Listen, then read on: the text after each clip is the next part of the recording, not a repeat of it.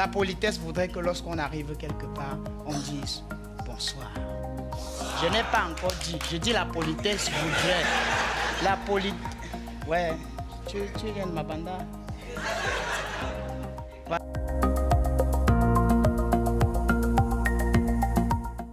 Le métier se porte mal, il faut le dire avec les mots d'huissier. Le métier se porte très mal. Parce qu'il y a un certain nombre de choses qui ne marchent plus normalement. Je parle en l'occurrence des spectacles qui sont froidement et parfois même très très mal bloqués par les instances, par les personnes qui nous dirigent. Et du coup on se demande comment est-ce qu'on doit vivre. On vit de notre art. Notre art est un art sacré. Un art où on a besoin d'être en contact direct avec les personnes. C'est un art où on aime bien voir qui est-ce qu'on fait rire. Du coup, lorsqu'on interdit la possibilité entre le comique et son public, ça devient difficile. Du coup, moi je dis que nous on se porte mal. Nous on se porte mal. Et je suis sûr que je partage cette peine avec beaucoup d'autres artistes qui voient leur art sérieusement touché. Et on ne peut que prier que ce mauvais vent-là passe pour que véritablement tout puisse décoller. Il y a tellement de choses qui ne fonctionnent plus normalement dans ma vie. Même mon rythme cardiaque a changé. Depuis la période d'annonce du coronavirus, c'était en mars 2020, c'était dans l'espace de 13 au 17 mars 2020, jusqu'à aujourd'hui, nous sommes en mars 2021, je suis pratiquement à plus de 60 spectacles annulés. Vous aurez souhaité qu'on mette en danger les vies, y compris la vôtre, pour faire vivre votre art? Ben, j'aurais souhaité qu'on mette les autres en danger, voyez-vous. Ceux-là qui sont au marché, je souhaite aussi qu'ils soient en danger. Cependant, leur activité tourne. Ceux-là qui sont dans les bars, les boîtes de nuit, je ne souhaiterais pas qu'ils soient aussi en danger. Cependant, leur activité tourne. Et récemment, on a vu des concerts qui ont été autorisés. Je ne souhaite pas que ceux-là aussi soient en danger, mais leur activité tourne. Parce que c'est une fois là. Parfois, ça ne vient que lorsqu'un artiste est vraiment dans le buzz. Ça, c'est la star. Mais nous qui sommes des fondamentaux, à la base des artistes, nous vivons de notre art. Ça veut dire que notre art se fait le jour le jour. Ce n'est pas le jour qui a spectacle parce qu'elle doit vivre. C'est chaque jour que je vis de mon art. Où est-ce que vous connaissez la journée internationale de la blague? Vraiment, la journée internationale de la blague? Non. Ah bon? Non. Ben, si je te disais que c'est le 1er avril. C'est que tout est clair maintenant. Le 1er avril, justement parce que c'est la journée où les gens font le plus de mauvaises blagues. Ah ouais. Je me souviens, une petite histoire comme ça, un 1er avril, je crois que je faisais niveau 2.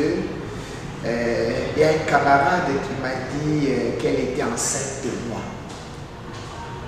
Ouais, comme ça. Une camarade m'a dit qu'elle était enceinte de moi. J'ai eu la frousse de ma vie. Comment vous avez la frousse de ma vie?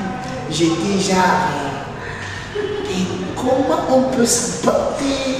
Et puis on se protège et puis tu me dis que tu es enceinte. C'est comment? Elle me dit oui, j'ai dit voilà. Ça veut dire que justement l'histoire de la famille là s'est confirmée. Dans ma famille on est vraiment puissant parce que mon père en avait fait beaucoup. Ça il en avait fait beaucoup. J'ai dit oui, c'est bon, c'est confirmé. Ça, c'est confirmé. Ça veut dire que dans ma famille, même protégé, tout le monde est dangereux. J'ai dit ça va. Et la blague a duré 2 semaines. Ah non? 2 semaines. En tant qu'enfant responsable, j'avais appelé toute ma famille pour dire j'ai fait gaffe. Vraiment, sur ce coup, je suis coupable, j'avoue. Toutes mes soeurs, j'avais appelé toutes mes soeurs, voilà. Sachez que votre petit frère a fait gaffe et je savais qu'on devait me tuer. Niveau 2, avec l'espoir de la famille, et déjà qu'on m'avait interdit l'humour. Maintenant, ramener déjà le fait que tu imposes que tu dois être humoriste et ramener maintenant un bambin à la maison. Voilà une fille qui vient d'encaisser un polichinelle dans son tiroir et qui t'appartient. J'ai appelé chaud, j'ai appelé tout le monde. Et j'ai appelé tout le monde. J'ai appelé mon père, j'ai appelé ma mère et je pleurais. Et c'était finalement mes parents qui me calmaient. Parce que je leur ai dit la vérité, je leur ai dit qu'on s'était emporté comme ça. Mais moi, vraiment, je me suis protégé naturellement en tant que jeune conscient. Et c'est arrivé. C'est là où c'est ma soeur qui disait non, la protection, vous savez, le meilleur moyen c'est de s'abstenir. Vraiment, on m'a fait passer un cours de père éducateur où j'étais baigné, oui. Ma soeur m'expliquait non, même avec le préservatif, etc., etc. Mais je savais que j'étais dans la merde. Et puis 2 semaines après, je blaguais. Putain. Aïe, aïe, aïe, aïe, aïe, aïe, aïe, aïe, aïe, aïe, aïe. Alors là, j'ai compris que je venais de me faire avoir comme un gamin. Et depuis ce jour-là, vraiment, les poissons lavaient les mains.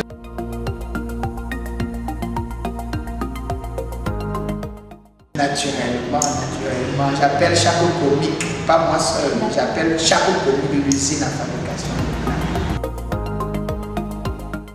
L'humoriste, qu'est-ce qu'il voit? La matière première peut être un fait de société. La matière première peut être la couleur de ton vêtement. La matière première peut être l'introspection. La matière première peut être l'autodérision. Ça veut dire un truc de moi qui m'arrive et puis je dois absolument transformer ça en faire rire. Ça peut être ça. Du coup, je prends ça et puis je mixe. Ça prend des jours, ça prend des semaines, parfois des mois. Tu cherches comment est-ce que je peux faire rire avec la dame passée de Paul Biya. Lors de son adresse à la nation dernièrement, le 31 décembre 2020. C'est normal, c'est un homme âgé, ça peut arriver, c'est normal. Mais comment donc faire rire avec ça? Est-ce que tu aurais souhaité que ton papa soit président? Même si j'aurais souhaité, je pense qu'avec la forme de sa tête, il pouvait être président. C'est la fonction qu'on a dans la vie dépend de la forme de la tête. Je vous dis, c'est une vérité. Sérieux? La fonction qu'on a dans la vie dépend de la forme de la tête. Regardez la forme de la tête du président Macron. Regardez la forme de sa tête. Comparez la forme de sa tête et la forme de la tête du président tchadien. Vous verrez des similitudes.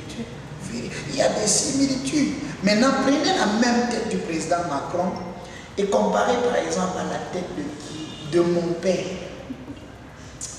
Il est vrai que les deux s'appellent tête. Mais la tête du président Macron, c'est une tête bien faite, bien pleine. La tête de mon père, c'est une calebasse bien faite, vide. Ben oui. Et moi aussi, je dois vous dire la vérité, c'est que parfois la forme de la tête détermine la qualité d'enfant que vous devez faire. Quand vous voyez ce que je suis, vous comprenez d'où vient la forme de la tête de mon père. C'est normal, c'était une blague. Mon père a une belle forme de tête. Mais est-ce qu'il vous est arrivé déjà par rapport à une blague de heurter les sensibilités ou au moins de susciter la violence vis-à-vis de vous? Ben, je viens par exemple de faire une blague. Comparaison de la forme de la tête par exemple du président français et du président tchadien. Ça peut énerver un tchadien, ça peut énerver un français. Ben, il peut se dire, ben, Blaise, elle va parler de la forme de la tête de d'autres présidents. À la base, c'est pour rire. La tête n'a rien à voir avec ce que vous devez faire dans la vie. La forme de la tête n'a absolument rien à voir. Mais on utilise des procédés humoristiques pour susciter du rire en la personne humaine. Le plus souvent, nous les humoristes, moi particulièrement, pour éviter d'heurter négativement les gens, je parle de mon père. C'est en famille. Il ne peut pas me tuer. Il ne peut pas. Je sais qu'en famille, dès que le père dit, tu parles de la forme de la tête de qui, fiston? J'ai dit, papa, sur moi, tu as 100 000. C'est bon. Parle aussi de la forme de la tête de ta maman.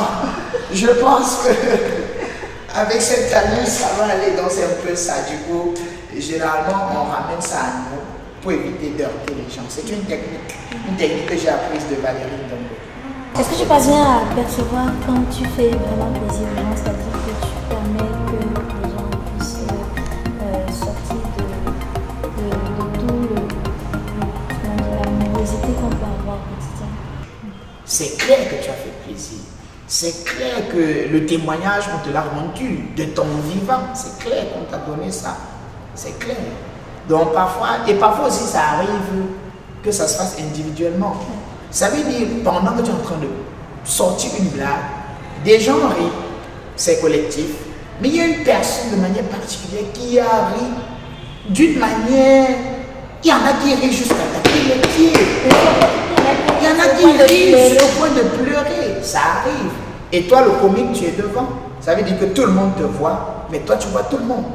Donc tu as la possibilité de voir à gauche, de voir à droite, de voir au milieu, de voir ici, de voir l'estrade. Du coup, tu peux voir tout le monde. Donc ça arrive parfois vraiment de voir que le plaisir que tu es en train de donner aux gens, les gens manifestent ce plaisir-là.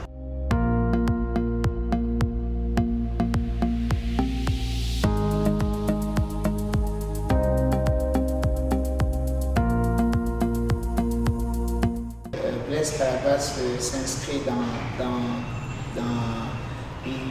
l'évolution, dans l'humour de compétition. Aujourd'hui, notre humour doit être un humour de compétition avec les humoristes d'ailleurs.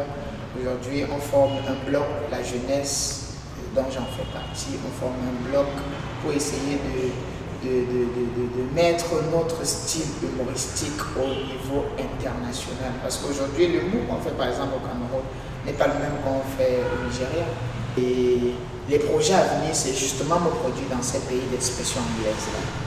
Ouganda, Ghana, Nigeria, et peut-être les États-Unis. C'est peut-être possible. Donc c'est un peu ça. Ok, mais malgré la tristesse et l'embarras dans lequel vous êtes mis avec toutes ces animations de spectacles, ça vous arrive quand même de faire des blagues? Bien sûr. Ok, on va sortir dessus. Mais la blague du Corona, c'est que nous, par exemple, moi je suis de l'Ouest, Cameroun, Bafoussam. Nous, par exemple, à Bafoussam, lorsqu'on faisait notre primaire, nous, quand on finissait d'uriner en route, nous on crachait dessus. C'était un signe naturel, c'était un signe tranquille. Même mon propre père, quand on allait au champ, quand il finissait d'uriner, il crachait dessus. Dernièrement, je suis arrivé au village. Nous nous sommes rendus au champ. On a fini de travailler et sur le chemin de retour, mon père a eu une envie pressante d'aller se mettre à l'aise. Il finit donc d'uriner, réaction normale, il peut cracher dessus. Il avait le cache-nez. Nous nous sommes mis à rire. Et je peux vous rassurer qu'aujourd'hui, je suis en location. Parce qu'après avoir ri, mon père a dit, je n'aime pas les enfants qui se moquent de moi. Et aujourd'hui, je suis en location. C'était une bonne chose. Voilà. Merci beaucoup pour l'entretien que vous avez apporté. Ben, moi, je vais dire que le merci est réciproque. Un grand coup de chapeau à ce que vous faites pour les artistes, parce que j'imagine que je ne serai pas le seul, ou alors je ne suis pas le seul à être passé sous le clip de votre caméra. Merci à vous, continuez de vous encourager et ne vous inquiétez pas. Quand nous aussi on va faire un spectacle, on va vendre la bouteille d'eau à 20 000 aussi, ne vous inquiétez pas. Il faut y croire. J'y crois. J'y crois.